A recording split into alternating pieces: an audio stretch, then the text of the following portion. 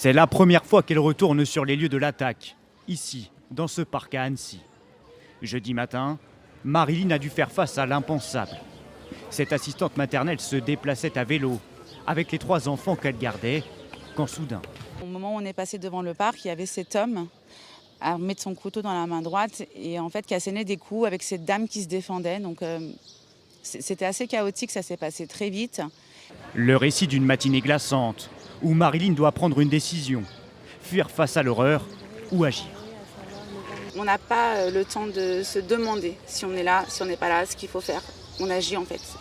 Tout se bouscule et tout se met en place tout de suite dans notre tête. D'abord, je décide de nous mettre en sécurité, les 3 petits que je garde à ce moment-là et qui sont avec moi et moi-même.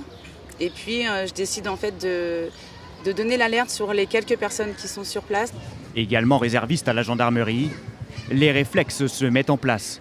Elle fait reculer un maximum de personnes présentes dans le parc. Dans le même temps, Marilyn saisit son téléphone. C'est elle qui va donner l'alerte. En attendant les premiers secours, elle vient porter assistance à 2 très jeunes enfants blessés à l'arme blanche.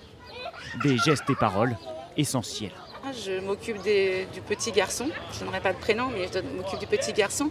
Je le mets au sol et en fait, tout de suite, j'essaie de localiser les plaies. Il est semi-conscient. Je comprime les plaies puisque ça saigne beaucoup. Je lui ai dit à quel point il était merveilleux. Je lui ai dit à quel point il était courageux.